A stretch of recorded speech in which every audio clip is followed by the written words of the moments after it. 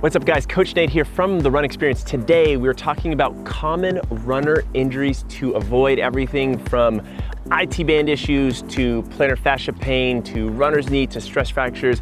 We're gonna get into the common causes, the symptoms, and how you can dig yourself out of those holes. I got my foam roller, so let's get into it.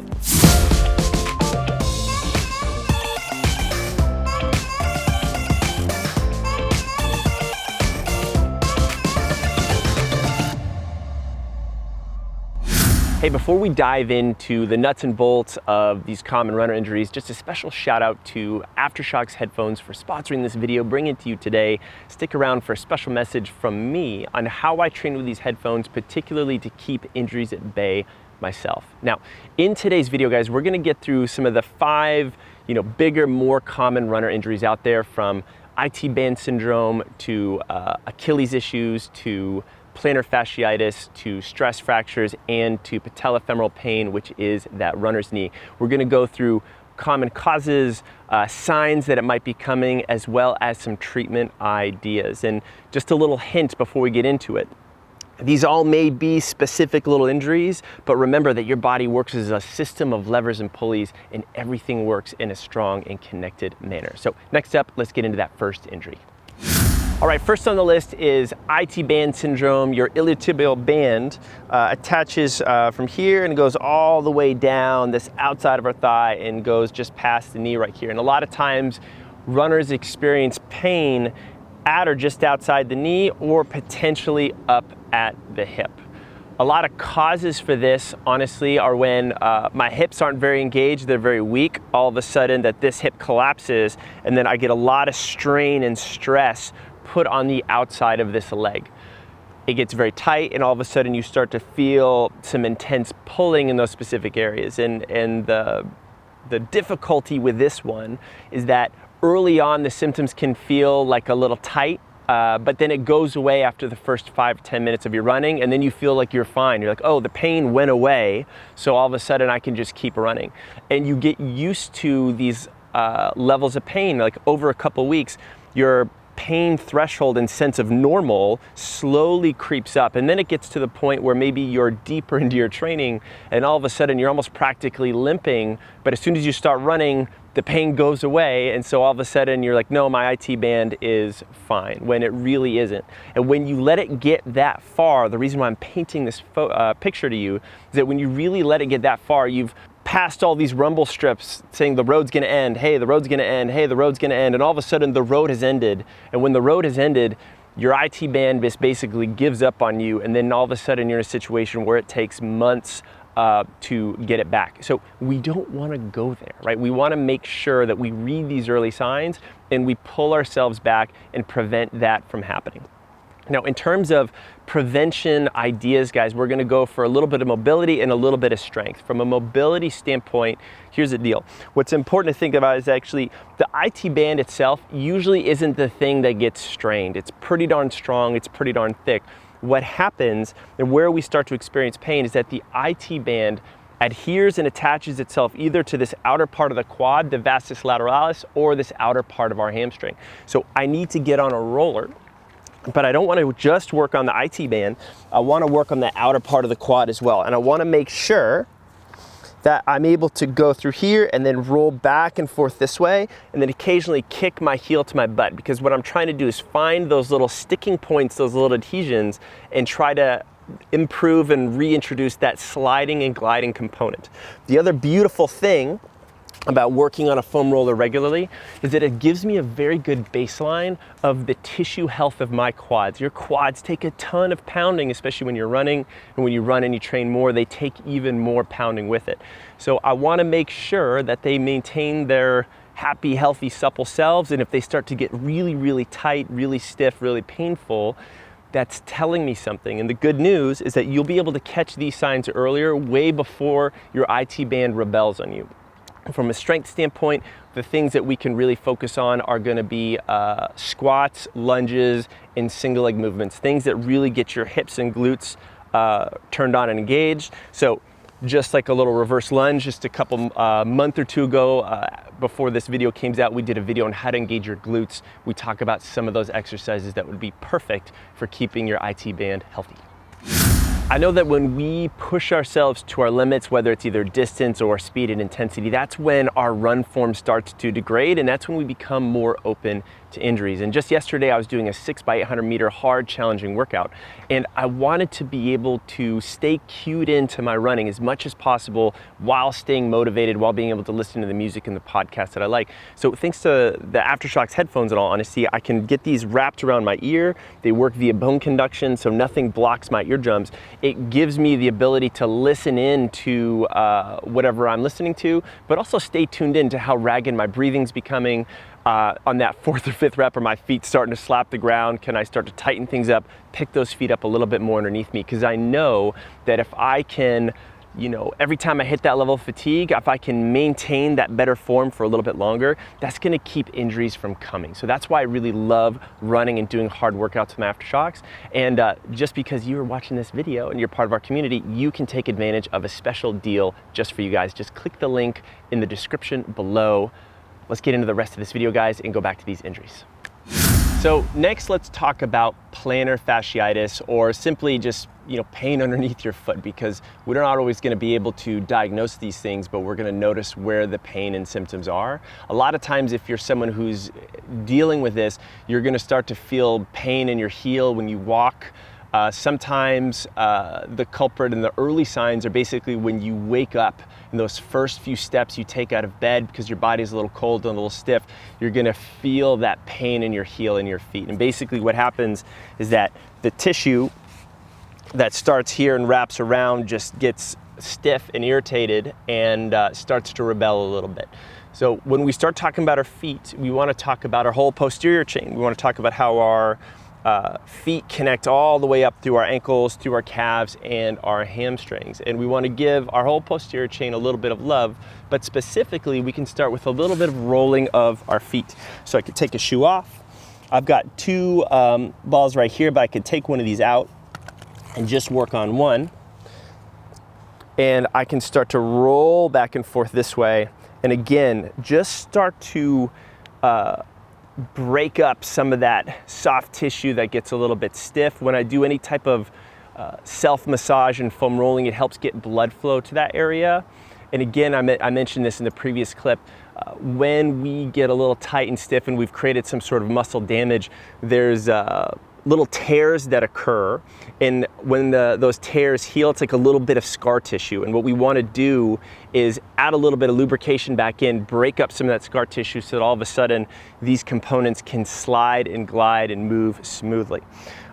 Another thing that's great about this is I can do this preemptively. Even before I deal with crippling heel pain, I can work on my feet on a regular basis, because I know if I do that, all of a sudden my feet are going to be a little springier and more responsive, and I guarantee you running is going to feel better. So anyone who's doing higher mileage, they're training for the first half of their full marathon, foot rolling is definitely something that you should be working on. Other little exercises we can do.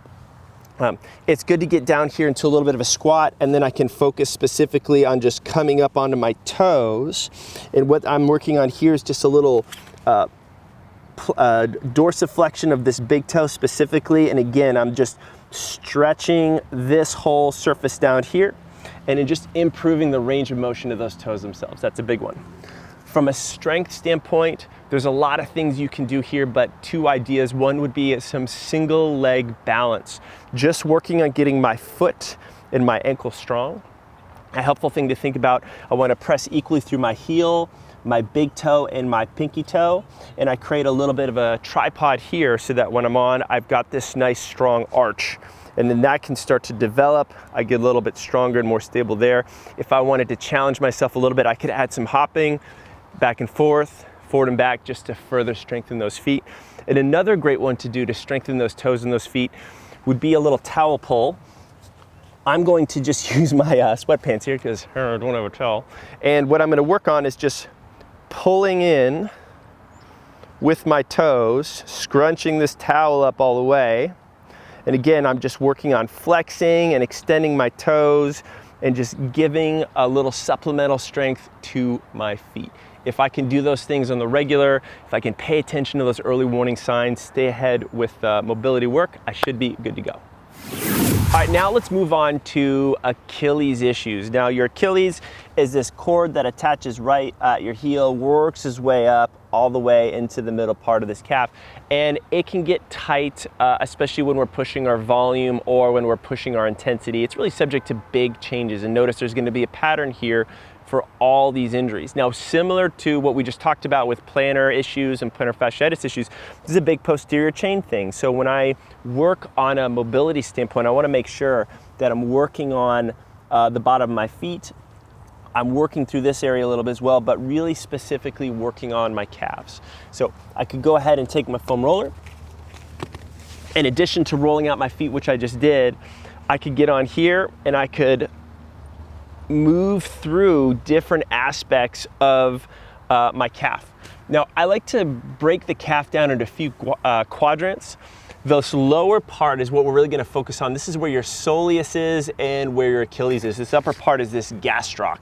So it's always good to give our calves a lot of love everywhere, but specifically for Achilles, I want to focus on this lower part of the calf. And what you may notice is that, hey, I might feel fine in the middle, but I should go on the outside of the edge as well as on this inside edge too. Once I find a tight spot, I can get a little bit of lateral movement. I could get some foot circles in here again, just to reintroduce that sliding and gliding movement into that muscle tissue, and I can get it nice and happy.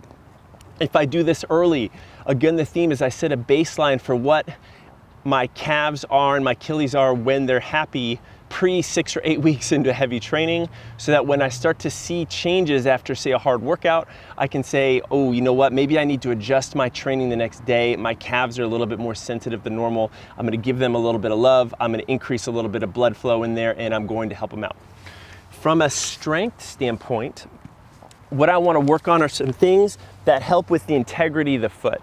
And this is going to be true with the plantar fasciitis thing as well. So if I'm seeing my foot collapse in any type of way, when I take a step, I overpronate, collapse in, all of a sudden I'm getting this weird off-axis pulling on the Achilles itself. And you can see how this is going to irritate not only the Achilles, but it could probably cause some irritation to the bottom of the foot. And hey, this is going to probably irritate my IT band as well. So this is back to the point of my body's a system of levers and pulleys. Everything's connected. If I run in a better aligned way, all these issues should go away.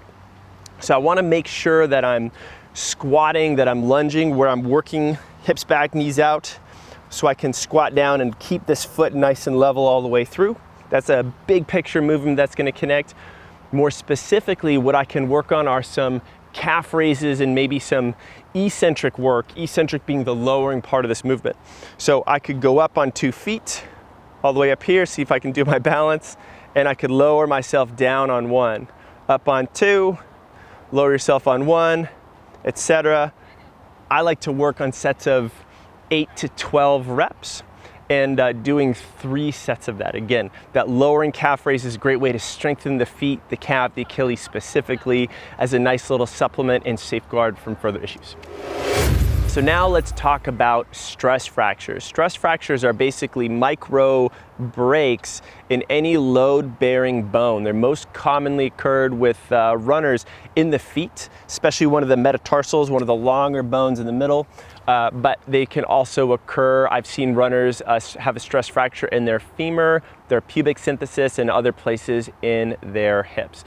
These guys are tricky and tough to suss out because they first present like other types of pain like we've already talked about. Especially if you have a stress fracture in your foot, it might not feel that differently from just, hey, my feet are tight and stiff and I've got something else going on.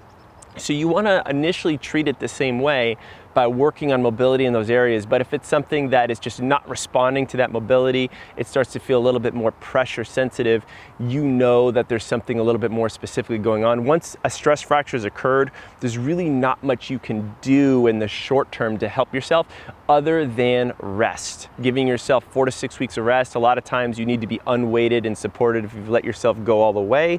That's going to be the ticket. And then we have a conversation about what type of strength and cross training can you do to keep yourself healthy and to perhaps work on some of the underlying mechanics that may have gotten you in trouble in the first place. And speaking of, I want to talk about that a little bit. If you're an athlete who's dealt or is dealing with a stress fracture, you have cruised past a lot of early warning systems that your body's been screaming at you in louder volumes that something is off with your body. So if you're taking just a ton of ice and a lot of painkillers to ignore it, that's not really the way to go. It's always helpful to remember that your body is supposed to be able to manage and support your system. It's supposed to be able to handle the impact. And it's actually not the foam underneath your shoe that's gonna do it, but it's actually how you run in an aligned way. Actually, your feet, your quads, your calves are those natural shock absorbers. So if there are things that are off there, if I'm dehydrated, if I've got some potential nutrient deficiency, that can tip me into stress fracture land, and we wanna tip you back out of it. So last but not least, let's talk about patellofemoral pain, more colloquially called runner's knee. Any pain, in this knee area here when I'm running. It usually shows up running up hills or down hills or going through any movement that is loaded where my knee is in flexion. So I am squatting. Get out of here, Nora. Get out of here, little dog. I'm going through some sort of squat and this doesn't feel good, or I'm going up and down stairs or something like that. And here's what's happening. My kneecap is really supposed to track nice and evenly through this little groove here. And what happens is that we get a little unbalanced, surprise to surprise, like either one part of our quad or the other starts to feel a little bit tighter and stiff. And what happens is it starts to pull on one side. And all of a sudden my kneecap is being pulled to one side of the groove. It's like the brakes rubbing on your bike. And after a while, it's just gonna start to get further irritated and agitated. So resting and icing alone calms things down a little bit, but it actually doesn't address the mechanical issues here. So again, I need to pull out my foam roller.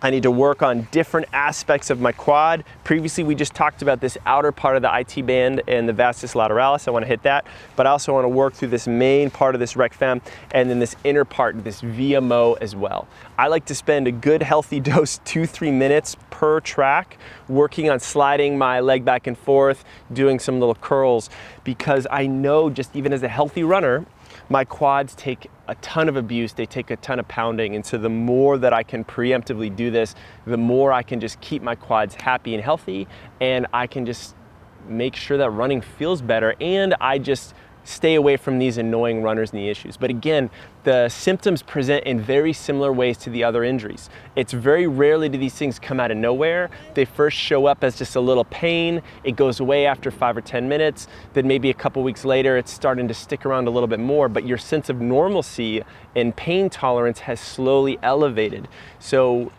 it catches you off guard when it finally totally rebels. But what you've just done is you've realized that, like, oh my God, I've tolerated so much pain where I'm almost limping around all the time.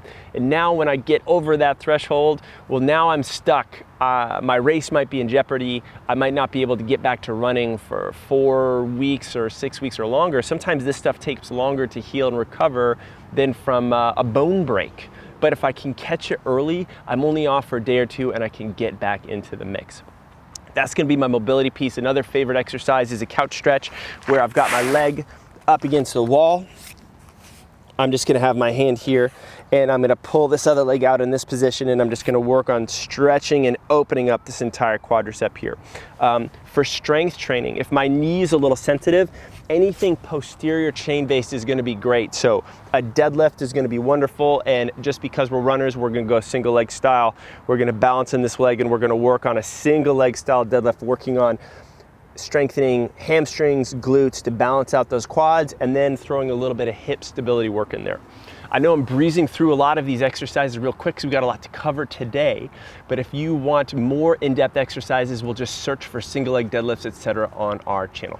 So big picture, guys, running injuries can really be seen as a fact of life for runners, and they're one of the more stressful aspects of things that we all have to deal with. But the good news is that we have a lot more control of our own individual situations than we think. We can all improve our strength. We can all work on our mechanics. We can all work on these easy to implement injury prevention strategies to keep ourselves healthy, and not only keep ourselves healthy, but actually improve our performance, especially as we push ourselves further and further. So that's the name of the game. Yes, we're gonna get caught out every once in a while, but we use these experiences to learn and to make ourselves better runners and stronger athletes.